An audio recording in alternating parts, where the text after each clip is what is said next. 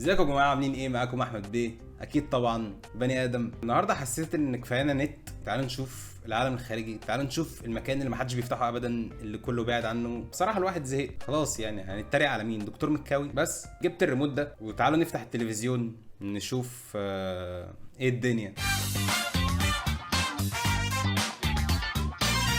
بصوا يا جماعه، انا بصراحه محتار في ساوند افكت الريموت ده، مش عارف اخليه الصوت ده ولا الصوت ده ولا الصوت ده. انا مش عارف ليه دخلت الريموت في الموضوع بصراحه، بس الموضوع كان شكله روش. جو مظبوط بينزل مظبوط. بيلاقي الحاشيه بتاعته، بيلاقي نفسه في وسط الناس. طب عايزين نعرف مثله الاعلى مين؟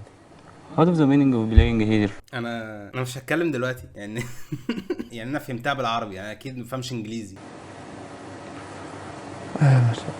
قول حاجه يا ميسي. انا مثل نفسي.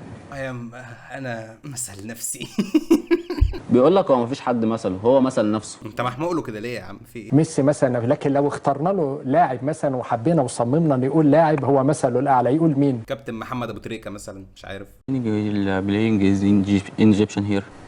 صلاح. بيقول لك مو صلاح. يا ابن اللعيب، وانا حاسس بغلط في الترجمه شويه، يعني حاسس ان هو كان يقصد محمد النني تقريبا. مفيش اي لاعب تاني لفت نظره؟ What is the meaning of playing is here and your club here? لا، مو صلاح. هو مصمم حضرتك، بيقول لك محمد صلاح. ليه الواد المترجم بتاعه ده ابن خالته قوي؟ تصريحات من فتره ان انت مثلك الاعلى هنا في مصر شيكابالا. This is the player of محمود عبد العزيز شيكابالا. He is here in Egyptian here. محمود عبد الرزاق كده اتصرف. هو محمود عبد العزيز شيكابالا طبعا لاعب كبير ومحترم وكل الاحترام ليه، وبرضه عشان خاطر ليه صديق مقرب هنا ليه في مصر، عم عبده. ايوه هو قال كل ده فعلا، كان يقصد كده بجد. والنادي المفضل ليك في مصر هنا ايه؟ النادي الاهلي طبعا. What of the emir here in Egyptian here and your club? الاهلي. بيقول لك نادي الاسماعيلي. بيقول لك النادي الاهلي. انا عجباني الترجمه الفوريه، اكيد خريج ألسن على الاقل. سعداء بلقاء نجم كبير زي ميسي. وهو في تليفون ليك؟ طب انا هستاذنك انا عشان خاطر في سبوه كده، عايز اروح اخلص شغل. ايه بقى الاستظراف ده ما طلعش ميسي يا جدعان، بيضحكوا علينا معلش. بتجمع بين الدراما والكوميدي. معانا ومعاكم عائلة الحاج مغاوري في أول طلة ليهم وبرنامج أول طلة. في البداية كده عاوزة أقول أهلا بيكم، شرفتوني ونورتوني. اهلا بحضرتك يا مذيعه يا سكريبتد. في البداية عاوزة كل واحد فيكم يعرف السادة المشاهدين على نفسه. اسلام سمير عبد العزيز من محافظة الشرقية، مركز ابو حماد. اجدع ناس.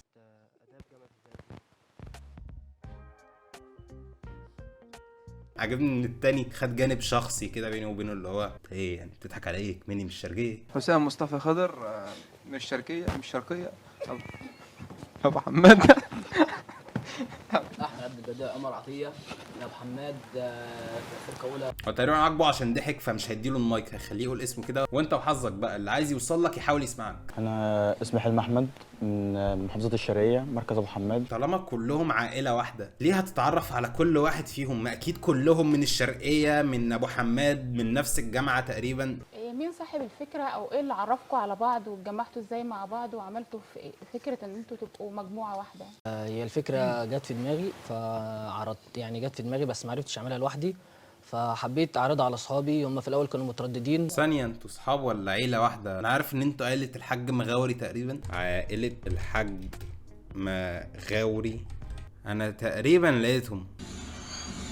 في ايه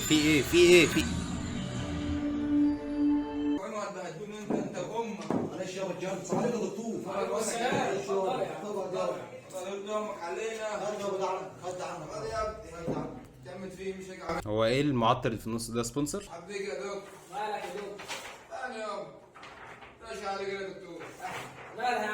بصراحة مش عايز اسمع شراوة من غير ميكروفون، بس حاسس ان هم ليهم مكان في مهرجان باجر الفني مثلا. بس لا يعني لا.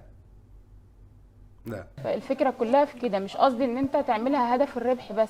ما هو أنت لو ما عندكش موهبة فما مفيش ما ايه او ما عنديش موهبه، ما ايه، لا كملي الجمله. ناس مثل في التمثيل مثلا. ليكوا ناس مثلا في التمثيل مثلا تحبوا مثلا تتفرجوا مثلا عليه او تسمعوه، بما ان انتوا في الشرقيه؟ انا من واحد بحب اسمع فيديوهات لعلي ربيع. يحب يسمع فيديوهات علي ربيع، بينام على صوته. هي ليه سكتت وسابتهم كلهم في مرحله اللي هو كل واحد مستني يتسال امتحان اوكوردنس؟ كم؟ اتكلم في المايك، خد المايك اتكلم فيه. ما في مايك. قدوتك ايوه قول قدوتك بقى بصوت عالي كده، قول بقى علي ربيع. قدوتك مين؟ قدوتي في كمسرحيات كوميدي علي ربيع وحمدي المرغلي. حمدي المرغلي وعلي رضيع. طيب دلوقتي عايزه اكلمكم عن موهبه من بلد. طب انا كنت عايز اعرف قدوة الباقي. احمد هشام من قريه فيشه بنا. انا لا لا لا شكرا، لو احمد هشام مش من الشرقيه لا مع السلامه معلش. الاول انا لازم ارحب باسلام. انت منورنا يا اسلام. ده السيد ابني. سيد ابني. ازيك يا سيد؟ الله يخليك. ما جيتش انت مع بابا المره اللي فاتت، بس انت منورنا المره دي. يا رب يخليك.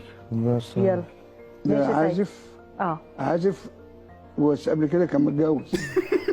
يعني قبل ما يبقى عازف كان متجوز؟ طب اتجوزه وبقى بيعزف يعني ولا ايه؟ مش فاهم. في ايه انت دمك تقيل كده ليه؟ في ايه؟ كان الاول إيه يا عازف. كان الاول عازف دلوقتي متجوز. كان الاول عازف دلوقتي متجوز.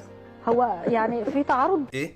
هو ايه اللي تعارض؟ ايوه طب يعني ايه علاقة العزف بالجواز دلوقتي؟ هو انتوا قصدكم ايه؟ هو انتوا بتضحكوا على ايه؟ انا مش انت قصدك ان هو كان فنزلت فيديو عملت منشن على الانستا لايه نويل والياسين، لقيته عامل لي بلوك. اكيد يا اسطى بيحقد عليك. ياسين جنكيز التركي لما عملت له منشن عمل لك بلوك؟ هو عامل لي بلوك. طب تفتكر عمل لك بلوك ليه؟ حقد مثلا. انا فرحت ما زعلتش. ليه بقى فرحت؟ انا كده ناجح. انت كده في السليم يابا، ان شاء الله بالمستوى ده ممكن يكسر الدنيا في قصر الكبابجي. يعني عايز تقول ان هو غيران منك؟ مش هقول كده، بس طالما واحد مشهور وبلوجر تقيل قوي وزنا ويعمل لي بلوك، فدي في حق ذاتها لا كده ناجح. يعني مش يعني ايه معاه ارقام تقيله؟ يعني معاه رقم مميز فودافون. ونويل عمل بلوك برضو ولا تقبل الموضوع؟ لا نويل علق لنا ودعمنا كمان. لو كان نويل عمل لك بلوك كنت عملت ايه مروان؟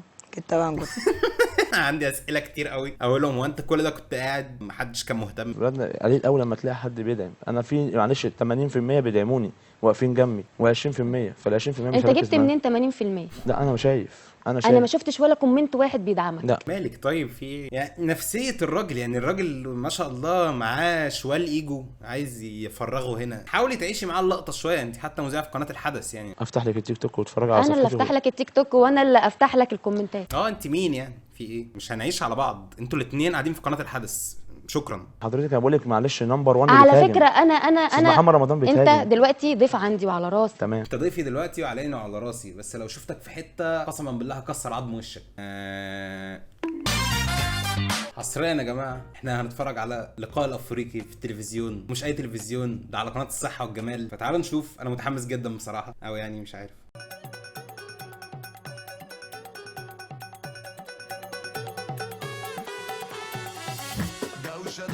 دوشة كل يوم في دوشة.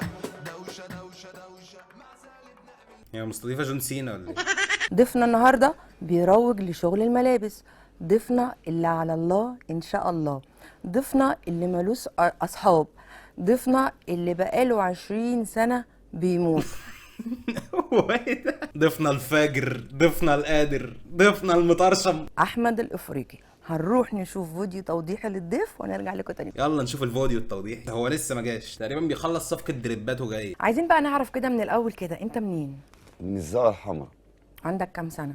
عندي 39. 39 سنه بيموت. السؤال الاهم من كل ده، يعني ايه المطرشم؟ قول لنا يا افريقي، يعني ايه المطرشم؟ دي هدوم بقى. ايوه اللي هو انا ممكن ابقى بعمل الفيديو والحته بقى هي اللي بتخليني اقول دي مطرشمه ودي مطرقعه وعلى الله ان شاء الله. نفسي والله في لبس مطرشم يطرشمني كده. افريقي انا بشوف اكتر 3 على التيك توك بيقدموا محتوى للملابس، انت والشاذلي وقرشي. دول الاوبشن سي. مين الناس اللي بتطلع معاك في الفيديوهات؟ اخويا علاء. اخوك علاء ده دراع اليمين ودراع الشمال وصباع رجلي الصغير. معلش عشان في ناس برضو بيسالوني بيقولوا اسالي تاني، يعني ايه المطرشم؟ انت اسئلتك خلصت ولا ايه؟ المطرشم دي بجد انا مطرشم في شغلي بجد. حاجه غريبه قوي ان انت تشوف الافريقي بيعمل انترفيو على التلفزيون، والاغرب انك بتتفرج. انا بعت جاكيت اسباني ب 350 جنيه. دي ما حدش هيعملها يا جماعه. لو حد مش واخد باله، في خناقه بنت حرام بين السلسله بتاعته والميكروفون، الاتنين ماسكين في بعض وهاتك يا تلطيش. طيب انت من كام يوم كده بعتلي اغنيه على الواتساب، انت هتغني؟ هو انتوا ليه في كونفرزيشن بينكم انتوا الاتنين على الواتساب؟ نسمع اي حاجه حصري كده للبرنامج من الحاجات اللي انت اشتغلتها. تمام. يلا. وصاحبي انت اللي ليا، انت اجمل هديه، ده صاصه لو تطلب عينيا. بيعمل شوت اوت لعصام صاصه. ما تغلاش عليك. انا عامل حاجه تانية كذا حاجه والله. انا عامل ان شاء الله اي بي هينزل العيد الجاي. خانق في الشارع وبتقول لهم انا بوابه اللبس في مصر، عايزين يفهموا الموضوع عشان انت ما حكيتوش كويس. ما احنا لما نقول هدوم مستورده ونفتح بوابه يبقى الافريقي. النبي حد يصالح بين الميكروفون والسلسله لان الموضوع بقى متعب. فانا لما هي الكلمه كده وحوار المطرشم كده والكلام جاي كده ان انا ليا الاقدميه يا اختي، وكل اللي انت بتقولي عليهم وسامع عنهم دول لسه جداد في الشغلانه. والله والله. انت في ايه يا اسطى، هتضربها ولا ايه؟ حد قالك ان انت شكل علي ربيع؟ نص مصر. مسرح مصر ده بجد؟ حقيقي، بس انا قسما بدين الله على كوكب الارض ولا ليها شكل ولا ليها شبه. انا مخلوق كده. يعني ايه وانت عرفت منين يا اسطى؟ حرفيا خالد حسام ليه 50 شبيه على النت. اسالك سؤال، عندك الجرأة ان انت تقلع الكاب على الهواء؟ انا مش مستعد اشوف اللقطه دي. ايه الجرأة دي؟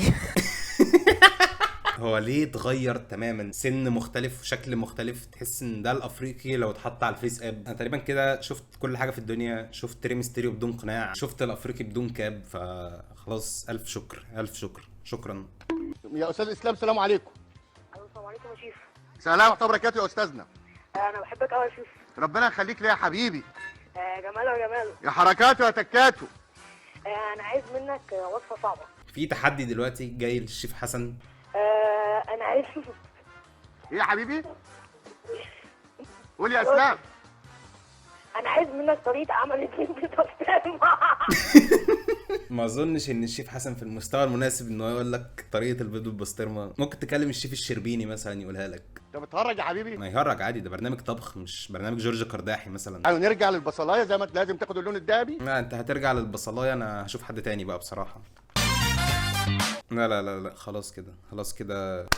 ده كان التلفزيون المصري. جرب اي وقت في اليوم تفتح فيه التلفزيون واقعد قلب شويه، هتلاقي ماتيريال يمكن احسن من ده 10 مرات. والله التلفزيون العادي ممتع، يعني انا عن نفسي بحب افتح دش من وقت للتاني، وده اللي خلاني اصلا اعمل فيديو النهارده عن التلفزيون. بس مؤخرا كل علاقتي بالتلفزيون هو ان انا لما اجيب اكل مثلا ممكن افتح روتانا سينما اشوف جايبين فيلم ايه، ان هي بتبقى كده دايما، عارف انت تقعد تقلب لحد ما الاكل يبرد. بس بحس ان كده مهما الناس كلها دخلت في عالم الموبايل، تيك توك، الانستجرام، الحاجات دي، برضه لسه التلفزيون هيبقى ليه ناسه، وحاسس ان هو لسه هيعمر شويه حلوين. تنساش تدوس لايك لو الفيديو عجبك، تدوس سبسكرايب، اعملوا شير يا جماعه، الشير مهم. وما تنسوش تعملوا لي فولو على الانستجرام، بنزل ان انا بحتاج حاجات. اخر مره بصراحه انا اتغدر بيا، انا ما تبعتليش حاجات كتير. مش عارف بقى بصراحه الفيديو ده هيكون كام دقيقه. بيقولوا حاجه تاني في الاوتروز، انا والله ذهني ما بيحضرش خالص في الجزء ده. بس تقريبا كده خلاص. يعني انتوا عايزين حاجه، انا مش عايز حاجه، انتوا تمام انا تمام، خلاص هي زي كل مره. اشوفكم الاربع الجاي في حلقه جديده، و استنوا.